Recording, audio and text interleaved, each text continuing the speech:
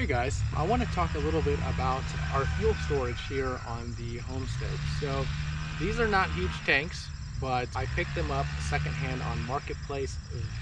That one came just from literally 15 minutes down the road, and then the next few days later I was scrolling through Marketplace and I found an identical tank in West Virginia about 2 hours away, and so I went and got it.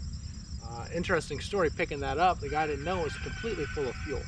So I had to pump it all out to his other tank, and it was a nightmare. He had no tractor there to load. It was a fun story, but I wanted to talk a little bit about this and show you around.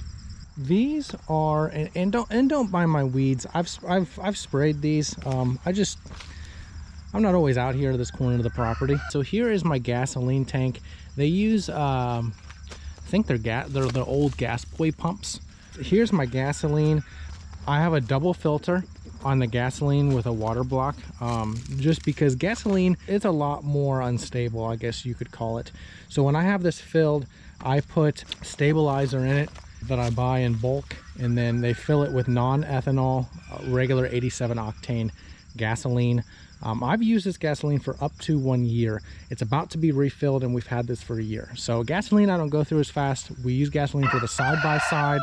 We use it for the lawnmower, and if the power goes out, I use it for my portable generator. So I'll tell you one mistake I made with this. So this is it's not actually empty. Because this tank is an odd size, I couldn't actually find in stock a meter. This will tell me when the tank is full. It doesn't always tell me when it's empty. When it's empty, there's still like 4 inches left, and so there's still like 30 gallons left or whatnot. I used to have a vent stack on this. Okay, so I had a piece of pipe with a vent cap to vent it, because I was worried with gasoline about its explosive ability, you know, when it heats up and can't expand. And I had one of these on it as well, but I was concerned that this wouldn't be enough. So I'll tell you what, I think I evaporated using the vent cap, you know, or not the vent cap, using the actual, like, just a vent pipe with a cover over it, which was open air. I bet you I evaporated half this tank. It was a huge mistake, because I do not believe I went through 160 gallons of gasoline in just a lawnmower, or I have someone double dipping my fuel.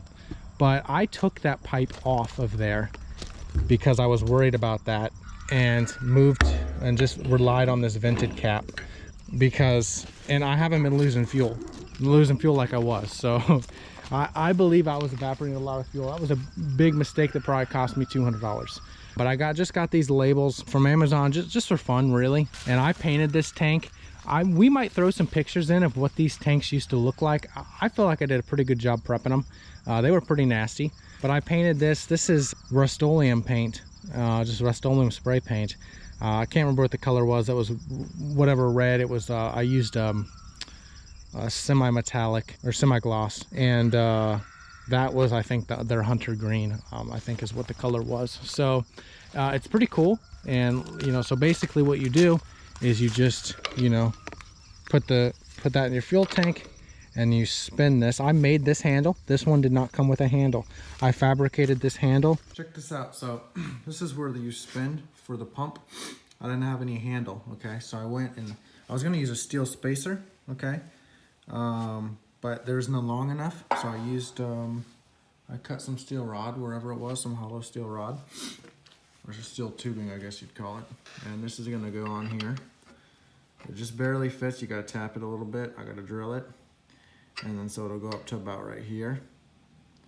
And then I want to drill that, and I've got like a 6-inch carriage bolt, which I'll drill through a dowel rod.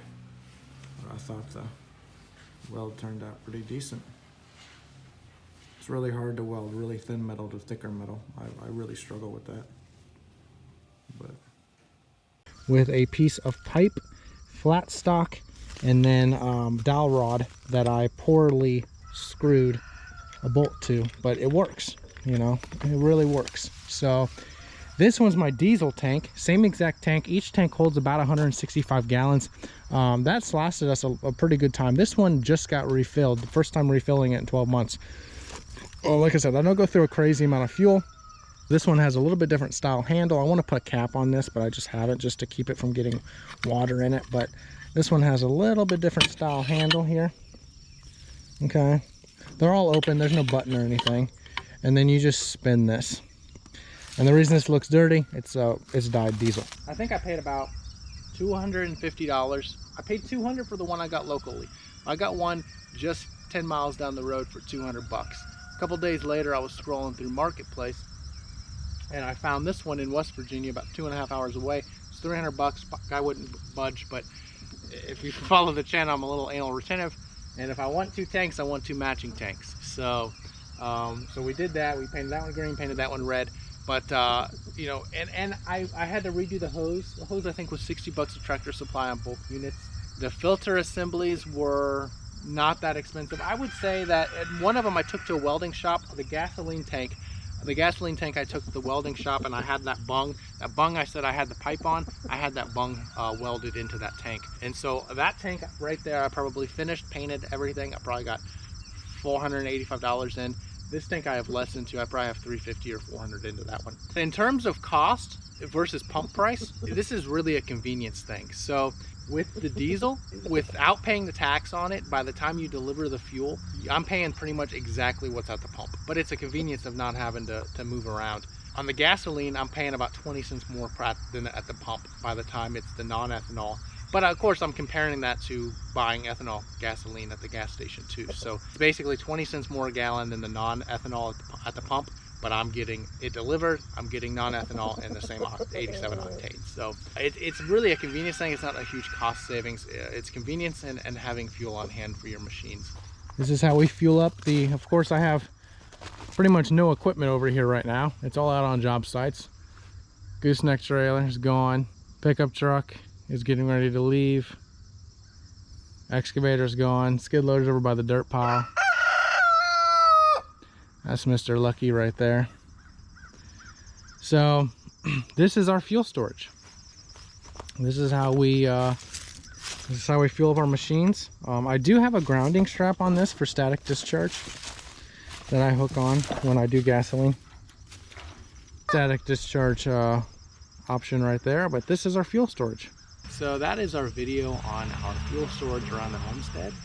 You know, a lot of people probably have much bigger tanks than this. You know, I did that on purpose. I didn't want to have, you know, $1,200, $1,500 a bill every time the tank gets filled up, and I didn't want the fuel to last for a long period of time. I wanted to be able to cycle the fuel, and so 165 gallons I feel like is a sweet spot for my use cases and for the amount of fuel that I burn. So but I hope that you found this interesting and informative, and definitely like and subscribe, and we'll continue bringing more videos of things within the homestead. Thanks.